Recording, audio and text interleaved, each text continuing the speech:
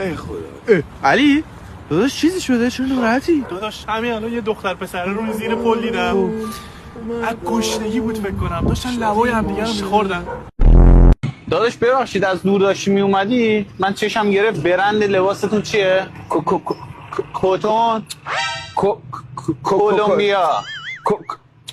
کتشه نگو کار دارم.